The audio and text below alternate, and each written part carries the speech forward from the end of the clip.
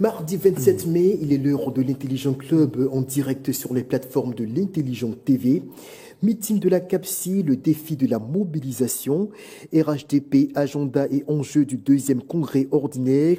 L'émission s'annonce très alléchante puisque nous avons comme invité sur ce plateau Klubali Petonki. Il est le président des initiatives pour la pérennisation des acquis du président Alassane Ouattara. Merci à vous de nous rejoindre. Rendez-vous dans quelques instants.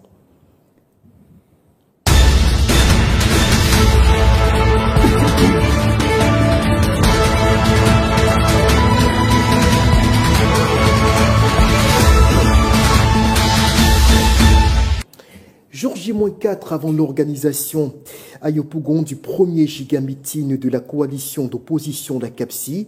Principal enjeu de cette manifestation, la mobilisation, qui sera le premier défi de ce test grandeur nature. On écoute ici Charles Biégoudé, il est le principal organisateur et président du COGEP, qui donne le ton de cette mobilisation. C'était hier lundi 26 mai lors d'un point de presse à Abidjan. Cap Côte d'Ivoire, nous savons chercher ce que nous voulons. Parce que nous tenons à ce que ce meeting ait lieu dans un esprit pacifique. L'honorable Diao Foué, qui chargé de la mobilisation et de ces questions et qui était l'élu aussi de Yopougon, a été mis en mission par Cap Côte d'Ivoire et le comité d'organisation auprès de la mairie de Yopougon pour qu'on ait un espace là-bas. Alors, l'honorable a introduit une demande auprès de la mairie de Yopougon pour l'espace Figayo. Il a été reçu par le syndic qui gère l'espace directement. Le syndic nous dit que l'espace n'est pas occupé, l'espace est libre le 31 mai. Il était en joie quand il m'a appelé. Et nous, on était contents. Nous avons payé ce qu'il fallait. Et on a le reçu. Ça, c'est la première étape. Il faut maintenant aller à la mairie. Nous allons à la mairie de Yopougon. Toujours l'honorable. Tous les collaborateurs nous confirment que l'espace est effectivement libre le 31 mai. Il fallait qu'on attende jeudi pour que le maire de Yopougon puisse signer l'arrêté municipal. Le jeudi, ça n'a pas été fait. On nous a donné rendez-vous vendredi. Parce que le maire devait avoir une fête des maires au sein de la mairie. Vers 14h30, l'honorable m'a joint, me dit, Charles, je n'ai pas une bonne nouvelle. Le maire dit que l'espace est occupé. J'ai dit, mais comment lui il voit? Le syndic qui gère directement l'espace dit que l'espace est libre. Tous ses collaborateurs disent que l'espace est libre. Lui seul, il dit que l'espace est occupé. Voilà où nous en étions jusqu'à ce matin. Hier, après que nous avons animé notre meeting ensemble de proximité, parce qu'en ce moment nous sommes en tournée de proximité dans tous les quartiers, la mairie a joint l'honorable pour une réunion technique. Il m'en a fait signe, il dit, bon, vas-y, moi j'ai une conférence de presse. C'est pourquoi il est venu tout à l'heure. Mais bon, ce qui est bon, c'est que finalement, nous avons réussi à accorder nos violons. Et je puis vous dire que le meeting du 31 mai aura lieu à l'espace Figayo à Yopougon. Bonsoir. Bonsoir. Jean-Richard Nguesson, Soro Djabiga, bonsoir également à vous. Bonsoir, chers confrères. Visiblement, il y a eu de nombreux atermoiements, voire des rebondissements autour de l'organisation de ce meeting, ce premier giga-meeting de la CAPSI à la place Figayo de Yopougon. Et en fin de compte, l'autorisation a été donnée par le maire Adama Bictogo, maire issu du parti au pouvoir, qui est dans le même temps président de l'Assemblée nationale. Alors Jean-Richard, une question tout de suite. Quand on écoute Charles Biégoudé, on a l'impression qu'il y a eu tentative d'empêcher la tenue effective de la manifestation dans cette commune qui non seulement est la plus grande d'Abidjan, mais qui est considérée par de nombreux observateurs comme le fief de l'opposition, notamment l'opposition pro-Gbagbo. Bon, je retiens tout simplement la dernière phrase. Il dit, et je cite, « Le meeting va finalement se tenir à Yopougon le 31 mai à 11h ». Je pense que c'est une belle chose, c'est une bonne chose. Et cela montre, quoi qu'on dise, au-delà de tout ce qu'il a dit au départ, qu'il y a une certaine vitalité au niveau de notre démocratie. Et la démocratie, les manifestations sont l'expression aussi de la vitalité de la démocratie. Et ce que je retiens aussi, c'est que l'opposition s'exprime. L'opposition donne son point de vue, l'opposition affiche ses revendications. Et je pense pour ma part que c'est une bonne chose. On attend de voir véritablement ce qui va se passer. On connaît plus ou moins tous les revendications de l'opposition. L'opposition attend des choses du pouvoir. Et ce meeting-là, pour la plupart des membres de la CAPSI, se veut être une passerelle comme un déclencheur pour amener le pouvoir à changer sa posture. Est-ce qu'à l'issue de ce meeting-là, les revendications ou les griefs de l'opposition... On reviendra tout à l'heure sur les enjeux justement de la manifestation. Alors Soro Djabiga, selon vous, est-ce qu'à un certain moment, l'opposition avait de bonnes raisons de se montrer inquiète face à la tenue de ce meeting? Parce que Charles Blé Goudé explique qu'initialement, tout était réuni comme condition pour que Figayo soit retenu comme le lieu pour abriter la manifestation et qu'en fin de compte, ils auraient appris que M. Bictogo se serait finalement désisté quant à la disponibilité de l'espace. Alors, comment est-ce que vous appréciez cette sortie de Blé Goudé, même si aujourd'hui l'atmosphère semble dégagée pour que le meeting ait effectivement lieu le 31 mai prochain? Vous avez d'abord posé la question de savoir si l'opposition avait de bonnes raisons de s'inquiéter. Je réponds oui parce que ce meeting constitue un moment stratégique, un moment crucial dans la construction de la CAPSI. Donc l'opposition, effectivement, avait de bonnes raisons de s'en inquiéter. Voilà, tout le monde se réjouit aujourd'hui du fait que Charles Blé Goudé annonce que le meeting s'y tiendra effectivement. On va regarder maintenant aux enjeux, aux défis et aussi peut-être aux inconvénients qui émailleront bien entendu cet événement politique d'envergure. Parce qu'il faut le dire, la CAPSI est constituée quand même de plusieurs partis, dont le PDCI qui est l'un des plus grands partis de Côte d'Ivoire, le plus vieux parti.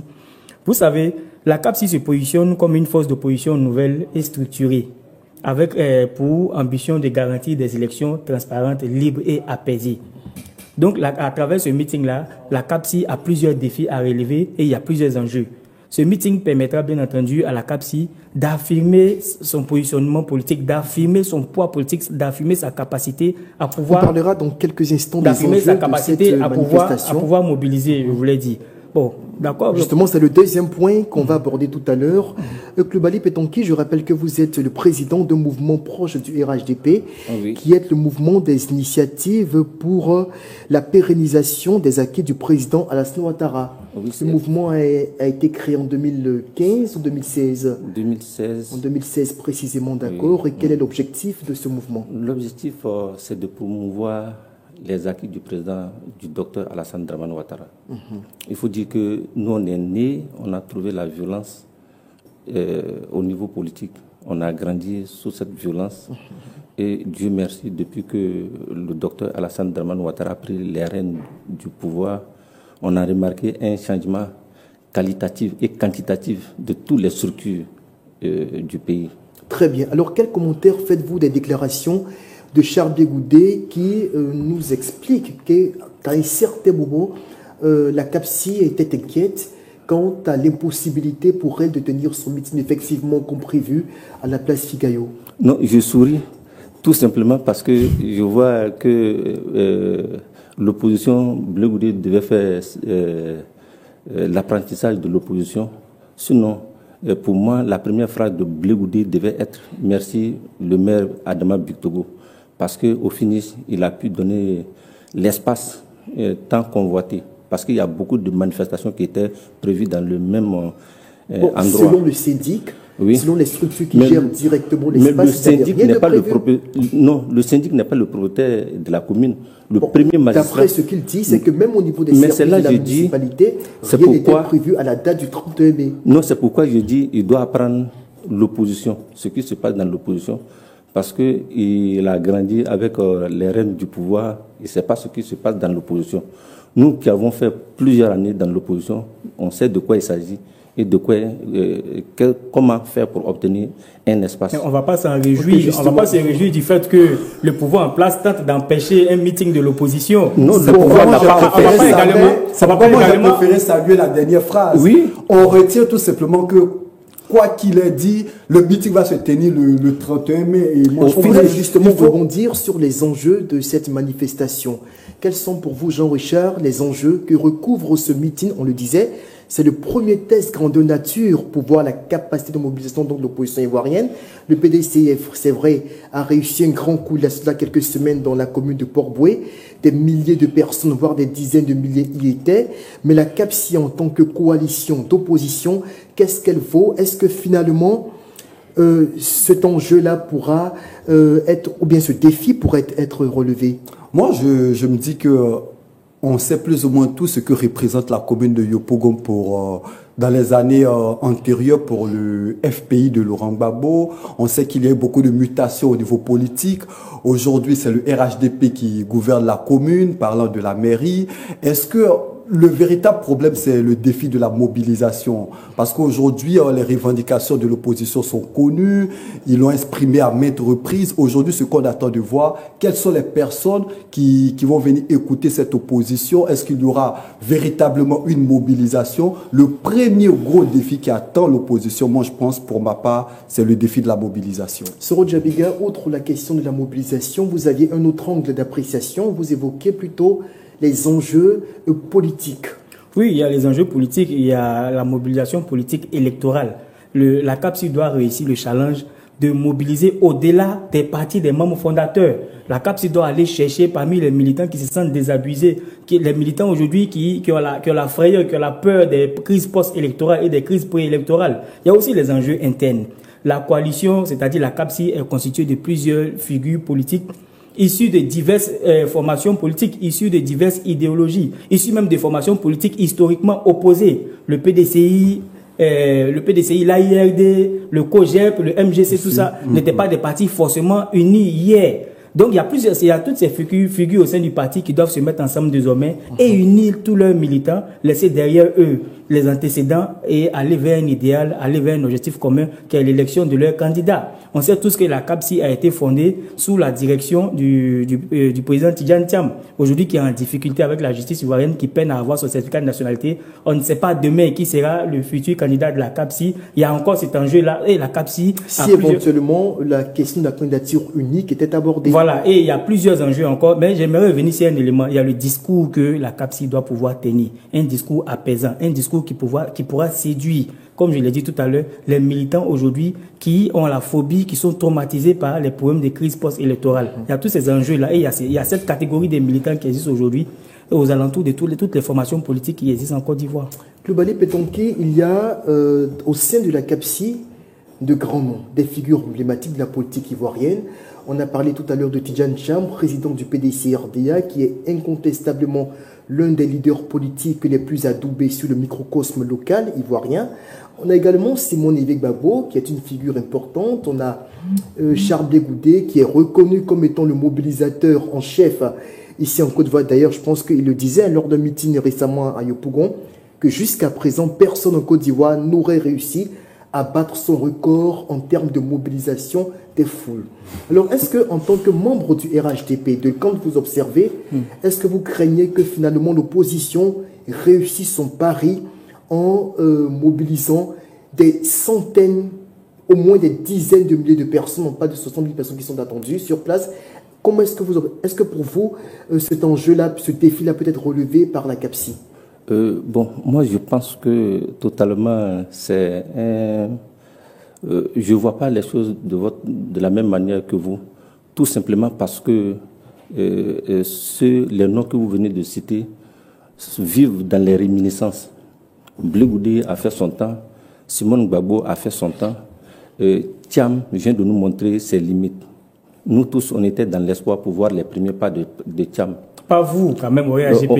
Il n'y avait pas d'espoir. Mais permettez qu'il aille jusqu'au bout nous sommes des sa footix réflexion. ensemble. Donc, on était content de voir un jeune footix dont on parlait tant. Content de voir un adversaire vous arracher le pouvoir. Ce n'est pas un adversaire. On va le laisser finir. Ce n'est pas un adversaire. Ne prenez pas la politique comme on le voit en Côte d'Ivoire. La politique, ce n'est pas forcément la prise de pouvoir, mais c'est l'influence. Et moi, je vous dis aujourd'hui, nous, on dort peinard parce qu'on ne sait même pas si quelque chose va se passer dans quelques jours au niveau de la CAP. J'ai envie de poser une question très sincèrement. directe. Pourquoi? Très sincèrement, est-ce que vous vous attendiez à ce que Tidjane Thiam se penche plutôt du côté d'une alliance entre le PDCI et le RHDP? Tu sais, nous sommes... Il y a des proverbes qui disent quand le masque il danse bien, quand il sort, on sent par sa démarche. Tidjane Thiam était trop attendu par nous-mêmes, sa génération. On était pressés pour voir les premiers pas de Tidjane. Mais hélas, il s'est laissé piéger, il s'est laissé avoir. Qu'est-ce que vous auriez attendu de la part de Thiam? De Tidjane Thiam, bon, quelqu'un qui voulait faire la politique autrement.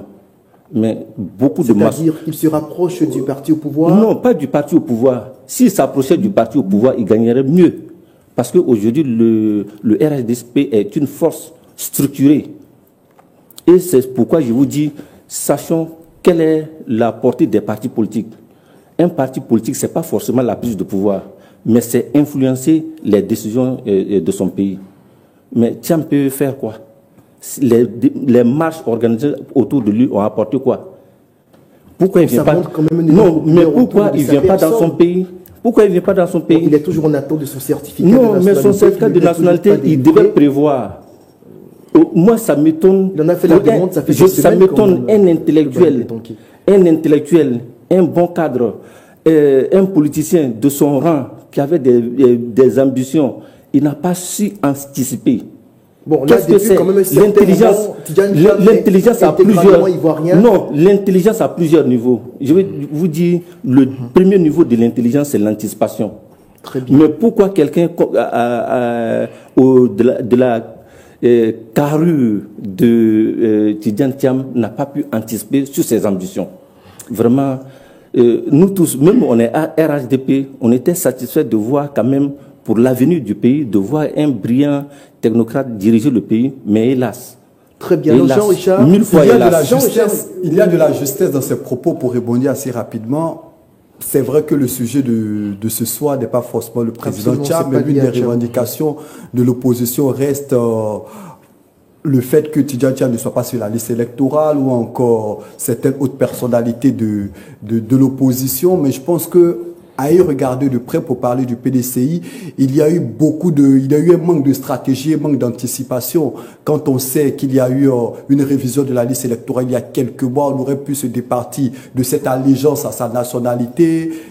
Je pense qu'il y a eu beaucoup de choses, on ne va pas refaire le débat, mais parlant de ce meeting, est-ce que les revendications de l'opposition à l'issue de ce meeting vont être prises en compte par le pouvoir en place? C'est justement la question à laquelle nous sommes arrivés, parce qu'aujourd'hui nous parlons de l'impact de ce meeting.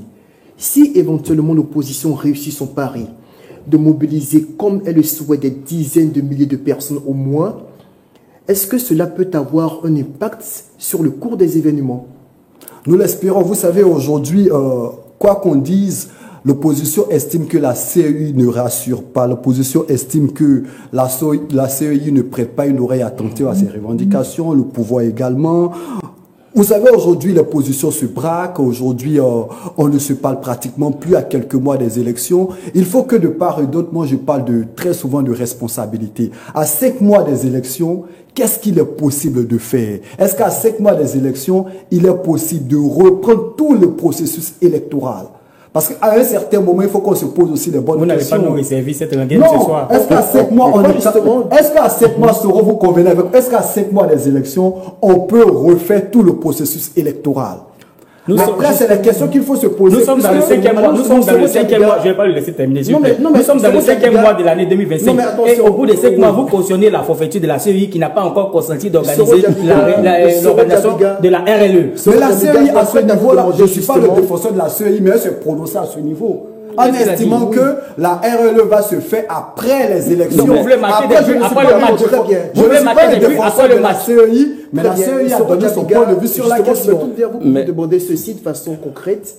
Aujourd'hui, l'opposition prévoit un pas important dans sa stratégie de protestation en vue d'arracher le dialogue avec le pouvoir en place. Vous, en tant qu'observateur, est-ce que vous dites dans le fond, mais si on réussit, si l'opposition réussit à mobiliser le monde qu'elle souhaite voir à ce meeting, finalement le pouvoir serait amené à se dire, mais il y a une frange d'Ivoiriens qui souhaitent que au moins une partie des revendications de l'opposition soit satisfaite? D'abord, j'aimerais vous rassurer, et c'est un fait et c'est factuel, l'opposition, nous parlons de la CAPSI ici, réussira le challenge de mobiliser comme il se doit. Aujourd'hui, c'est un meeting qui est organisé par la CAPSI. Sinon, quelques mois en arrière, c'est le PDCI uniquement qui arrivait à mobiliser des dizaines de milliers de militants. Nous avons vu le challenge au niveau de la place Jean-Paul II à Yamoussoukro. Nous l'avons vu à Boisseau. Nous l'avons vu à Odiéné. Nous l'avons vu à Yopougon. L'opposition mobilise. La CAPSI réussira à mobiliser. Et le pouvoir en place est conscient de ce qu'il y a une grande force, il y a une boule d'énergie. Vous allez réagir tout à l'heure. Le régime RHDP est conscient que l'opposition aujourd'hui a une capacité de mobilisation qui est extraordinaire. Le régime doit revenir sur la table des discussions pour éviter qu'on parte sur le terrain de la confrontation. Ça ne va pas nous arranger. Les Ivoiriens sont déjà traumatisés par ce qui pourrait arriver. Il faut remettre ces 4 leaders sur la liste électorale afin qu'on puisse respecter le jeu démocratique et que le meilleur gagne. Je suis heureux de savoir ce soir que le représentant du RHDP qui est sur le plateau était content de l'arrivée de Tidjane Thiam sur la scène politique. Je n'ai jamais imaginé que cela aurait suscité une telle joie au niveau de la chapelle, au niveau de la case du RHDP. Je suis content de le savoir, que le RHDP cherchait un challenger pour lui arracher le pouvoir politique. Mais c'est bien, félicitations. Alors, on va lui permettre justement de réagir tout en vous demandant dans le même temps, parce que l'opposition part. Ce n'est que la CAPSI. Une partie de cette opposition-là qui semble être bicéphale. On a d'un côté Tidjane Thiam qui a sa coalition, qui a son groupe, qui le suit, même s'il mobilise la plus grande partie des leaders les plus significatifs. Dans le même temps, on a Laurent Gbagbo qui semble faire chemin à part. Est-ce que finalement, de votre point de vue, il y a comme une sorte de division dans les rangs de l'opposition parce que jusqu'à preuve du contraire, le camp Gbagbo n'a pas encore affiché sa volonté de rejoindre la CAPSI à Figayo? L'opposition n'a pas de division et l'opposition n'a pas de problème. Sachant que vous avez... L'opposition n'a pas de problème. Laurent Gbagbo n'est pas sur la liste. Tidjane Thiam n'est pas sur la liste. Charles Blé Goudé n'est pas sur la liste. Guillaume Soro n'est pas sur la liste. Vous dites que l'opposition n'a pas de problème. Tidjane Thiam n'a pas de syndicat de nationalité. Les Ivoiriens ne connaissent pas Charles... Non, les Ivoiriens ne connaissent pas Charles Blé Goudé. Je suis désolé. Qui ne connaît pas Charles Blé Goudé? On va le laisser terminer. Mais c'est des réminiscences, c'est des souvenirs vagues. Les Ivoiriens ne connaissent plus Charles Blé Goudé. Moi, je vous dis. Ça fait combien d'années on ne le voit pas? Madame Simone Gbagbo, les Ivoiriens ne le connaissent pas. Ni même Tidjane Thiam. Alors moi, je ne sais pas de quoi vous parlez. Big Togo se met en veste pour marcher à Yopougon. Il va mobiliser plus que la CAP. Votre groupement de partis politiques. Est-ce que donc, moi, je ne vois pas de quoi vous parlez. Au soir du 31 mai, est-ce que ça nous parle là? Non, quand nous on parle d'Abobo comme Bastion, on parle de Yopougon comme Bastion, on parle de Korogo comme Bastion, on parle de Yamoussoukro comme Bastion. Mais soit, nous, on est peinards. Donc on n'a pas peur. Est-ce que le 2 juin... Moi, quand j'écoute vos meetings, Monsieur Diabga, j'aime bien vos analyses, mais je vais vous dire, mais vous êtes dans le virtuel. Sur le terrain, soyez sur le terrain le 31 mai pour voir ce qui se passe réellement. Est-ce que le 2 juin, le lundi 2 juin, si pour faire le bilan de la manifestation, nous vous invitions ici sur ce plateau, et que les images qui nous revenaient de Figayo montraient une mobilisation monstre de l'opposition, quelle serait votre réaction, vous qui dites ici que je dis, Alassane a tellement convaincu, notre président a tellement convaincu la Côte d'Ivoire que vous partez sur un échec. Oui, et l'opposition me fait pitié, sincèrement. On l'attend ici au soir du 2 juin. Là, je vous le dis. On l'attend sur ce plateau le 2 juin. Dans la communication, dans l'organisation, dans la démarche. Monsieur Petaki, où êtes-vous chaque soir quand le PDCI mobilise? Où êtes-vous chaque soir quand le PPAC mobilise? Nous avons vu la fête. Nous avons vu la fête de la liberté du PPAC récemment. On a vu la fête de la renaissance du PPAC récemment. Où êtes-vous quand il y a ces grands événements? Le membre ne peut pas remplir une cabine téléphonique. Vous n'avez pas vu le dernier meeting du PPAC à Dabou? Toute la ville de Dabou était paralysée. Vous n'étiez pas là? Moi, je peux dire beaucoup de choses sur ce meeting de Dabou. Oui, allez-y. Je sais comment ils ont fait. Oui, comment ont-ils fait? Ils n'ont pas payé du pain. Ils n'ont pas payé du pain. Mais le recrutement s'est fait au plateau. Ce sont les militants eux-mêmes, au moins de leur propre argent. Moi, j'ai des témoins. Les militants ont veillé sur place à Dabou, dans le champ des VA. C'est faux. Ils sont venus de partout, de la Côte d'Ivoire. Mon frère Diabga, je suis désolé. On va baisser un peu la tension et puis vous demander, Jean-Richard Nguessan, en 30 secondes, est-ce que le fait que le PPACI n'est jusqu'à présent pas fait part de son intention de se joindre à la CAPSI. Cela n'est pas très rassurant pour la dynamique d'unité que tente ou bien que devrait afficher l'opposition ivoirienne par ces temps préélectoraux. Oh, c'est pas une surprise. On sait plus ou moins tous depuis quelques mois la posture du président Laurent Gbagbo. On connaît sa posture, on connaît l'appel qu'il a lancé notamment à Benoît. On connaît ses positions. On n'est pas tout à fait surpris. On attend de voir à la veille de cette manifestation ce qu'il dira. Mais moi, je pense que même sans le PPACI, le PDCI qui est un parti historique au niveau de la Côte d'Ivoire a les capacités de mobiliser. Est-ce que ce n'est pas un signe de division, voire de fragilisation dans les rangs de l'opposition? Moi, je pense tout de même que tous ont les mêmes revendications vers la fin. Mais ça reste tout de même gênant. Vous savez, dans cette coalition, il y a forcément une question qui revient très souvent, c'est la question du leadership.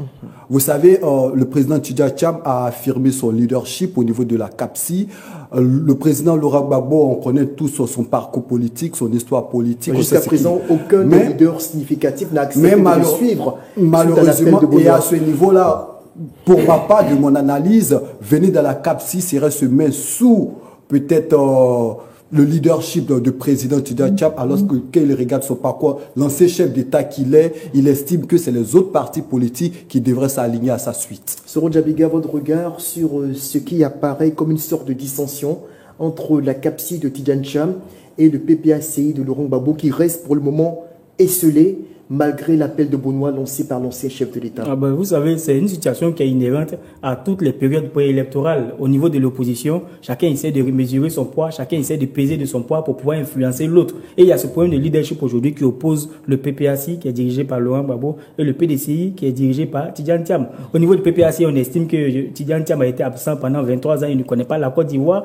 Au niveau du PDCI, on estime que Laurent Gbagbo est fatigué, il est vieux, il faut qu'il cède la place à une autre génération, il faut qu'il s'aligne derrière Tidjane Thiam pour la reconquête du pouvoir. Une chose est certaine, et moi j'aime à le dire, tant que ces deux formations ne s'asseyent pas pour aller dans la même direction et pour aller avec un seul candidat, ils ne pourront pas inquiéter le pouvoir RHDP. Le pouvoir RHDP est quand même sur le terrain depuis près de 15 ans. Avec les moyens de l'État, ça sera compliqué. Monsieur Pétanquin, ne me félicitez pas, je ne suis pas en train de faire vos éloges. Je suis en train de donner des pistes. Je suis en train de donner des pistes.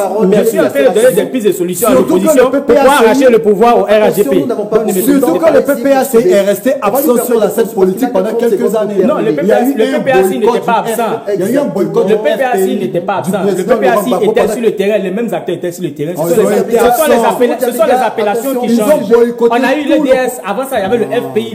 Les mêmes acteurs sont là. Ils ont été absents de la Ils n'ont pas été absents. Ils avaient même des députés à l'Assemblée nationale. Je vous l'ai dit que les actions de l'opposition se font de façon progressive. Aujourd'hui, il y a ce problème de leadership qui les oppose, mais je crois en leur génie politique. Je sais que le moment venu, ces deux formations pourront se mettre ensemble pour pouvoir arracher le pouvoir au RHDP. Alors très bien, on a Simone Eivie Gbagbo, l'ex-première dame et patronne et leader du MGC, qui, avec d'autres figures de la CAPSI, était en tournée de mobilisation donc aujourd'hui auprès des militants en vue d'inciter à la mobilisation, justement à leur présence massive pour le meeting du 30 mai prochain. On va l'écouter dans cet élément. Elle se veut rassurée et rassurante également quant à la réussite de ce défi. Aujourd'hui, tout va se tenir samedi à la place Figaro à partir du 11 h. Nous souhaitons que tout le monde vienne très grandement participer à ce meeting. Nous demandons à toute la population, principalement évidemment nos militants, de se déplacer au très grand nombre de participants à ce premier meeting de la CAP. Nous sommes en train de discuter de la tenue d'élections transparentes, crédibles, inclusives, et c'est là-dessus que nous allons parler. Nous insistons particulièrement sur la nécessité de tenir le dialogue politique, de pouvoir réviser tout le système électoral de manière à ce que nous puissions ensemble organiser des élections claires, qui soient pacifiques, qui soient limpides. Nous disons que notre espérance, c'est que nous sommes dans un pays dans que nous sommes dans un pays où la liberté d'expression, la diversité de rencontre doivent être assurées, c'est assuré par la Constitution. Nous sommes assurés de cela et nous estimons que le rôle de toutes les institutions de l'État est de faire en sorte que ce jour-là, le meeting se déroule dans la paix. Nous leur demandons donc de tranquilliser parce que les rencontres sont en train d'avoir lieu pour que nous ayons un meeting dans la paix. Coulibaly Pétanqui, un mot très rapidement sur les revendications ressassées ici par Simone et Éric Gbagbo. Moi, je trouve que l'opposition ivoirienne ne fait pas preuve de maturité. Parce que la maturité, ce n'est pas forcément à prendre le pouvoir ou bien les actions politiques, là, ce n'est pas forcément la recherche du pathétique coûte que coûte de posséder le pouvoir. Mais moi, je pense que c'est de penser à l'avenir du pays. C'est-à-dire? On peut penser, comme les Chinois, à Xi Jinping, c'est-à-dire penser que Alassane a trop donné pour la Côte d'Ivoire, exploiter les potentialités des autres années d'Alassane Ouattara et dire nous sommes des opposants, mais ce président actuel travaille si bien, tellement bien, qu'il construit un bilan inattaquable. Un bilan inattaquable, 10 universités. Près de avec près de 40 000 milliards de dettes. Et ça là, on pouvait s'entendre et puis donner un temps au président. Soro Djabika, c'est vrai que ce n'est pas le sujet, mais il évoque le chiffre de 36 000 milliards de dettes publiques qu'accuse aujourd'hui la Côte d'Ivoire. Un temps. La dette, on parle de la dette. Non, on ne parle même pas de la dette. Je dis accorder les potentialités du président Alassane Dramane Ouattara, exploiter au maximum les potentialités d'Alassane Ouattara. Parce qu'on est fiers. Même au village, on est fiers de nous-mêmes. Quand tu prends une route, tu es fier de toi-même. Tu es fier d'être ivoirien. Ok, moi je vous pose. Tous les Ivoiriens devaient se sentir Monsieur Pétanqui, j'ai juste une question. Pour ne pas revivre les mêmes tribulations que nous on a vécues autant. Si vous êtes tous d'accord que le président Alassane Ouattara a travaillé, vous êtes aussi d'accord qu'il a fait 15 ans au pouvoir, il est fatigué. Il faut passer à une alternance politique. N'est-ce pas? Imaginez-vous, les opposants il est fatigué, il faut passer à une alternance politique. Les opposants parlent aujourd'hui, mais à autant de Bédier. Toute notre direction de parti était en prison. On veut évoluer. Bleu Goudé sait ce qu'il a fait. Laurent Simone Gbagbo sait ce qu'il a fait. On veut évoluer, ça fait 20 ans en arrière. Quand on regarde le président Alassane Dramane Ouattara, où la communication est partout, où jusqu'à on lui dit vraiment... Je veux que cette fois-ci... que vous êtes très admiratif du bilan de votre leader. Non, il est passionné. Mais moi, dans la presse, c'est son droit, c'est son point de vue. C'est mon point de vue. Moi, je pense qu'une opposition responsable en Côte d'Ivoire devait s'entendre pour dire, bon, président Alassane Dramane Ouattara, compte tenu des engagements, parce que personne ne croyait.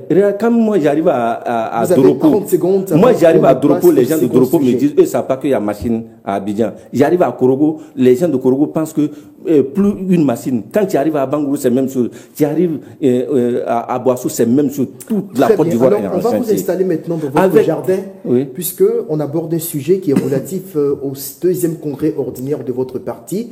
Parti dont vous êtes membre, le RHDP, qui est au pouvoir depuis 2000, enfin, qu'est-ce que dire justement, parce que RHDP comme coalition au pouvoir depuis 2011, mais comme parti unifié. Oui, c'est le même parti qui est au pouvoir depuis 2011. Hein. Non, c'est pas le même parti. Quelle est la différence? On en vient, on va pas se polémiquer sur ces détails-là. Alors, pour avancer, notre thème c'est RHDP Agenda et enjeu du deuxième congrès ordinaire. Coulibaly Pétanqui, vous êtes notre principal invité ce soir sur ce plateau. On va se donner à cœur joie à vous poser des questions critiques sur ce congrès qui, il faut le dire, recèle certains enjeux, parfois tabous pour certains, comme par exemple la légalité du mandat de l'actuel président du parti, Alassane Ouattara, qui aurait dû être renouvelé depuis 2024, si je ne m'abuse, et qui malheureusement n'a pas été fait. Plus d'un an est passé. Ce n'est que maintenant, juin 2025, que l'on s'achemine vers une reconduction de son mandat. On va parler de tous ces sujets-là. Alors tout de suite, situez-nous sous les détails de l'organisation de ce congrès auquel vous et votre mouvement prendrez certainement une part active. Oui, et effectivement, nous, on se retrouve en congrès très bientôt. Et moi, je pense que le Congrès est une occasion solennelle pour les militants de base, les militants des échelons inférieurs, de se confronter ou bien d'échanger sur des sujets qui peuvent faire avancer avec les cadres des échelons supérieurs au sein de notre parti. Alors, quelles seront les grandes étapes du déroulement de ce congrès? Je ne suis pas dans le secret des dieux, mais moi je pense que je vois les enjeux comme l'enjeu de la mobilisation. Au-delà des enjeux, il y a les pré-congrès. Les pré-congrès éclatés. Mais c'est tout ça là l'enjeu. Pourquoi les congrès éclatés? Nous, on sait qu'on est fiers aujourd'hui d'avoir suivi un modèle parfait, un modèle vraiment parfait, comme le docteur Alassane Dramane Ouattara. Et toute la Côte d'Ivoire, et toute la sous-région, et tous les pays africains nous jalousent aujourd'hui à cause de notre président. Bon, donc aujourd'hui, c'est une manière, c'est une manière sur ce plateau. C'est une manière pour nous de célébrer notre président, célébrer le docteur Alassane Dramane Ouattara et lui demander pardon. Le pré-congrès participe à demander pardon au président Alassane Dramane Ouattara d'écouter la base et d'accepter de faire 5 ans encore bien pour que le bien-être de la Côte d'Ivoire. Certains disent qu'à 83 ans, pour le reprendre lui-même, il estimait qu'à un certain âge, il faut se retirer de la vie politique, il faut se mettre en congé pour faire place à une nouvelle génération. À 83 ans, après plus de 3 mandats, vous lui demandez d'aller à un 4e mandat. Le président était clair. Lors d'un discours, il a demandé pourquoi les Occidentaux nous imposent leur vision. Aujourd'hui, c'est choc de l'ingérence des Occidentaux. Aujourd'hui, on n'a pas oublié l'histoire de la Côte d'Ivoire. Quand on regarde, c'est quand même paradoxal. Aujourd'hui, on regrette. Permettez que je soulève cette remarque-là, parce que celui qui nous a dit dans ce pays que à un certain âge, il faut se retirer, qu'il souhaite faire la passe à une nouvelle génération, ce n'est autre que votre mentor. Oui. Alors là, vous nous informez ce soir, et nous constatons d'ailleurs depuis quelques mois et même quelques années, que vous insistez au niveau des bases militantes pour lui mettre la pression pour qu'il fasse un autre quinquennat. Est-ce à dire qu'au sein du RHDP, votre parti, en dehors de Alassane Ouattara, malgré tout ce qu'il a pu tracer comme sillon, après 15 ans de gestion ininterrompue du pouvoir, il n'y a personne d'autre pour prendre la relève? Tu sais, moi je suis militant d'Abobo. Et quand je pense aux années PDCI et aux années FPI, j'ai les larmes aux yeux. Et je regrette que le président Alassane Ouattara ne soit pas si tôt et longtemps. C'est-à-dire qu'il devait venir tôt et puis il devait rester longtemps. Même si nous sommes dans une démocratie, ce n'est pas un royaume. Mais il faut que... Mais si cette manière nous apporte la paix, imagine un peu les déchets toxiques. Imagine un peu toutes ces années qu'on a passées au pouvoir sans rien, sans réalisation. Aujourd'hui, le président Alassane Ouattara, mais la guerre fait partie de la gestion du pouvoir. Mais ce n'est pas le pouvoir qui a envoyé la guerre. La guerre fait partie de la gestion du pouvoir. Comment tu peux, même chef de classe, même chef de famille, tu as des opposants. Et Dieu seul sait combien de fois le président et le RHDP luttent contre ceux qui veulent faire la guerre. Mais tant que tu n'es pas capable d'agir, tu n'es pas digne de te promener avec des chiens dans la rue, tu ne peux pas être opposant. Mais est-ce que vous pensez à d'autres personnalités outre le président Alassane Ouattara? Il y a plusieurs personnalités. Évariste Miambli s'est déclaré. Il y a plusieurs personnalités, mais ce qui est très important pour nous, il est important que le président reste dans le but de calmer les ardeurs en Côte d'Ivoire. Vous savez, quand on regarde les ardeurs, pas de ces lieutenants, de tous les militants, parce que c'est antidémocratique. Le président Alassane Ouattara a décidé, le président Alassane Ouattara a décidé de faire de la Côte d'Ivoire un pays développé. Et le développement, c'est pas forcément une évolution structurelle, mais le développement, c'est un changement de mentalité. L'Ivoirien nouveau là, ce mandat va constituer à former l'Ivoirien nouveau. Il faut que l'Ivoirien apprenne à aimer ses structures. Il faut que l'Ivoirien respecte les règles de loi. Tu ne peux pas, à 5 mois d'une élection, être français. Tu ne connais pas la Côte d'Ivoire. Après 25 ans, et puis venir... Mais laissez les Ivoiriens en décider, s'ils ne connaissent pas la Côte d'Ivoire. Laissez les Ivoiriens le sanctionner. J'aimerais revenir sur le Congrès. Oui, le Congrès. Quels sont les objectifs de ce Congrès-là? Non, le Congrès a plusieurs objectifs. Actuellement, vous voyez, vous cherchez les militants. Mais nous œuvrons aujourd'hui pour l'unité. Pas l'unité au sein du couple présidentiel, mais l'unité au sein de notre famille politique. Parce que le surplus des militants, le RHDP aujourd'hui égorge énormément de potentialités, si bien qu'on se demande le surplus des militants venus du PDCI, venus du On vit dans le même pays, venus du FPI, où on va les placer? On vit dans le même pays là, M. Pétaki. Mais où on va les placer? Nous parlons du surplus, de la gestion du surplus des sureffectifs au niveau de notre parti. Parce que quand vous écoutez les militants... Il y a tant de transfuges que oui, ça. Et si vous écoutez les militants du RDR aujourd'hui, là, quel est le problème des militants du RDR? J'aime cette appellation, le RDR. Ils ont pris de nouveaux militants. Nous sommes à la touche. C'est-à-dire, aujourd'hui, qu'on ne se blague pas. Le RHDP, c'est une force tranquille. D'accord, moi, c'est une question relance. C'est une relance, le président Alassane Ouattara n'est pas dans les bruits. Donc, l'opposition ivoirienne gagnerait mieux à dorloter. Permettez-moi de faire cette relance-là. Si tant est que le RHDP regorge d'un homme inestimable de militants en Côte d'Ivoire, pourquoi ne pas laisser les autres candidats aller échouer? Pourquoi faire tous ces artifices-là pour pouvoir les retirer de la liste électorale? Pourquoi courir ce risque de descendre dans les rues et perturber la question des Ivoiriens? Quand on parlait du problème de Thiam, il y a un seul mot que j'attendais et je n'entendais pas dans les réseaux sociaux, ça m'énervait. Nul n'est censé ignorer la loi. Il n'a pas ignoré la loi. Il a ignoré la loi. Il a ignoré les règles de notre constitution. Or, vraiment, moi je pense que même en tant que... Si le journaliste me dit aujourd'hui que lui ne pense pas devenir chef de l'État un jour, je dis mais il n'est pas ambitieux. Parce qu'on voit dans des coins, c'est des journalistes. On voit dans des coins, c'est des caporaux. On voit dans des coins, c'est des professeurs d'EPS. Donc, la capacité de devenir c'est un don, c'est un parcours de circonstances. Donc, moi, je pense que Thiam a un niveau aussi élevé. Vraiment, même quand il vient en Côte d'Ivoire, la considération des Ivoiriens, il devait savoir vraiment d'autres personnes. Et puis, vraiment, ne pas honnir la Côte d'Ivoire. Il nous a honni. Est-ce que vous partagez les revendications de l'opposition? Est-ce que vous pensez... Non, allons... Les revendications concernant la CEI, concernant la révision de la liste électorale. On n'est pas dans le même monde. On n'est pas dans le même monde. Et moi, oui, on n'est pas dans le même monde. Quand on parlait du nombre de militants exorbitants du RHDP, je pense qu'on n'est pas dans le même monde. Est-ce que vous partagez leurs revendications, notamment sur la liste électorale? Quand on parle de la liste électorale, moi je me demande, est-ce que les opposants qui parlent de la liste électorale ont vraiment fait la base?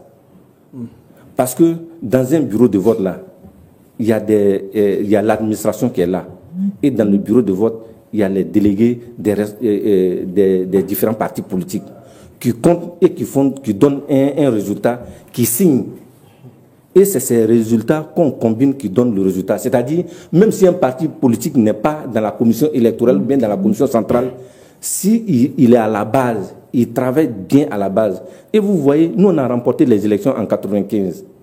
On a remporté les élections en 2000 face à Gbagbo, les élections municipales. Mais nous on était dans l'opposition.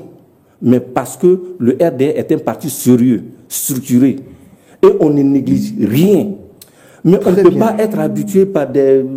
vraiment... Dernière question, Coulibaly Pétanki. Oui. On va vous demander de commenter en quelques 2 minutes, tout au plus, la candidature déclarée de Évariste Niambly, qui demande à votre mentor, le président Ouattara, de se mettre en congé après avoir formé une génération, une relève importante de cadres compétents et dynamiques, afin de permettre au RHDP d'avoir un nouveau souffle pour diriger la Côte d'Ivoire pour les 5 prochaines années. 2 minutes pour ce commentaire.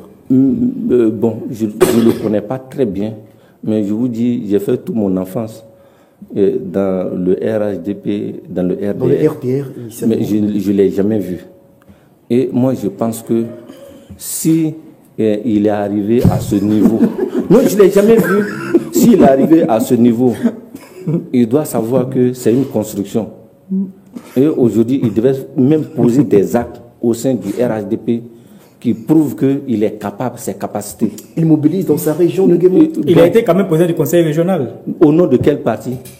C'est comme s'il a été président du Non, conseil au nom régional. de Il quel faut dire parti? qu'il est membre du RHDP au moins depuis 2011, puisque étant militant du PDCI à l'époque, Oui. nous étions dans Non, moi, je pense qu'il est membre du RHDP depuis 2018. Non, mais j'en viens. Non, Non, mais depuis 2018. Bien avant, parce qu'en 2011, Non, moi- il n'y avait pas de parti. Mais moi, je unifié. te dis, Non, je ne suis ici, pas on ne parle n'importe pas qui. du RDR. Moi, j'ai fait près de Attention, 5... attention, M. Pétanqui, là, oui. là, il y a une sorte de confusion. D'accord. Parce que le RHDP est au pouvoir depuis 2011 avec le docteur Alassane Ouattara Oui. en tant que coalition de partis politiques. Oui.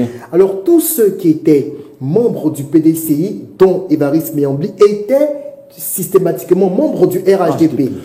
Alors le RHDP en tant que parti unifié n'existe que depuis à peine 6 ans maintenant. Tu sais, moi je vais vous dire, je suis Une d'accord. minute très rapidement. Je suis d'accord parce que sa candidature peut être une expression démocratique. Je suis d'accord. Mais qu'il sache que vraiment s'adresser au président Alassane Dramane Ouattara, comme il le fait actuellement, tout ce que nous on voit, vraiment, c'est mettre la Côte d'Ivoire en danger. Parce que Le fait de demander au président Ouattara de se mettre en congé parce qu'on parle de, à 83 ans. en termes de diplomatie, on parle en termes de sécurité, on parle en termes Alors, ce qu'on doit retenir avec vous pour conclure, c'est qu'en dehors de Donc, vous ne pensez même pas à une alternance politique. Hein? C'est qu'en dehors de la Ah, monsieur, le président de la République à 83 ans, vous pensez qu'il peut continuer encore? Mais malheureusement, on a très peu de temps. Mais ce que je veux dire... Mais vous comptiez sur lui pour vous arracher le pouvoir? Parce que vous Il ne peut pas. Vous comptiez sur lui pour vous arracher le pouvoir? Il ne peut plus. Bon, je pense qu'on va... Parce que les Ivoiriens sont dessus. Non, vous êtes dessus, pas les Ivoiriens. Mais attention, mais bon, ce que je constate ou ce que je déduis de tous vos propos, en fait, Le RHDP attend mais- que le président Alassane Ouattara Oui, soit mais justement, leur c'est qu'on candidat a, pour on les a comme élections. l'impression, c'est le constat qu'on fait, Ah oui. c'est qu'en dehors du président Ouattara, il n'y a personne d'autre. Non, il y a beaucoup malgré de... tout, Même au il y a niveau de la des base, gens, au il y a niveau des des militants, on milliers, attend que le nom d'Alassane Méambli, Ouattara. même vous-même. Par moment, est-ce qu'il n'y a pas une déception? Mais je suis désolé. Est-ce qu'il n'y a pas une déception? Je suis désolé, ce que vous voulez, 20 secondes. nous, c'est pour le réagir. RHDP. Et quand on dit un parti politique là, c'est une ligne. Alors, le plan A, Quand on sort de Au la ligne, RHDP, c'est une Alassane ligne Ouattara. discordante. Le Ça plan veut dire Z, que tu n'es c'est pas Alassane un Ouattara. militant sérieux. Je l'ai dit sur ce Très plateau bien. hier, le RHDP ne conçoit pas Non. la dissidence. Non, Le c'est pas RHDP ne une conçoit dissidence. pas la démocratie. C'est pas une Quand dissidence. on se lève et qu'on parle, ok. on s'adresse aux dirigeants du parti, Ben, on voit cela comme un on crime va de mettre lèse-majesté. le temps parce que- Malheureusement, il Non, ne mais moi, pas cela. dois procéder à pense sa que revue la de minute- presse et on aurait aimé prolonger le débat, mais il nous reste à peine On 2 va le minutes, poursuivre hors une antenne. minute à peine. Mais je pense que peut-être il y aura l'occasion, M. Pétanqui, s'il le souhaite bien, de revenir sur ce plateau pour qu'on fasse ensemble le bilan de la journée du 31 mai prochain, de la manifestation il n'aura rien. de Il sera là. l'opposition de la CAPSI qui promet des étincelles en termes d'impression au niveau de l'opinion publique. Jean-Richard Nguessan, très rapidement votre revue de presse. Ouvrons cette revue de presse avec l'intelligent d'Abidjan. Vous savez, l'actualité de nos journaux reste marquée par la conférence de presse, notamment du candidat Jean-Louis Billon pour la présidentielle 2025. L'intelligent barre à sa une: je suis candidat pour le PDCI RDA, mais j'irai au combat si. Et puis, dans la même veine, le jour plus affiche présidentielle 2025, Billon tacle Charme et exige une nouvelle convention pour désigner le candidat du PDCI. Le député de Dabakala disait à cette conférence de presse, et repris par le jour plus, l'article 48, moi, je ne suis pas concerné, je suis candidat. L'Avenir barre à sa une également les propos tenus par Jean-Louis Billon lors de sa conférence de presse. J'irai au combat, même en dehors du PDCI RDA. Jean-Louis Billon, entre dissidence et ambition paradoxale, barre à sa une dernière heure. Jean-Louis Billon ne peut prétendre au parrainage du PDCI RDA. Le nouveau réveil écrit, Billon se dévoile enfin, il sera candidat même face au PDCI RDA. Billon Eyapo danse dans le sable mouvant. Et le nouveau réveil revient également sur le meeting de l'opposition à Yopougon. Plus de 60 000 personnes attendues le 31 mai prochain. Cette information est également relayée par notre voix, la CAPSI aux Ivoiriens. Levez-vous le 31 mai prochain. Et ce journal reprend les propos tenus par Charles Blé Goudé lors de sa conférence de presse. Dans une démocratie, le peuple ne peut rester silencieux. Diao Foué a dit également, combattons les abus. La machine de la CAPSI est en marche.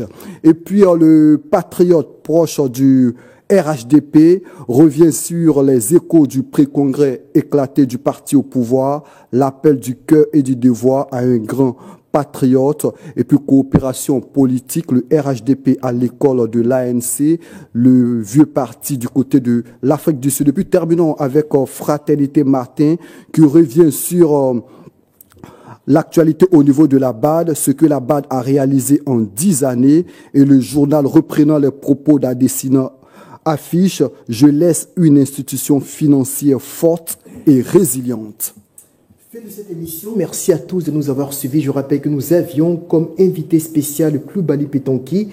Il est le président des initiatives pour la pérennisation des acquis du président Alassane Ouattara, mouvement qui existe depuis 2016 et qui fait donc la promotion, comme son nom l'indique d'ailleurs, des actions de développement entrepris par le chef de l'État sortant.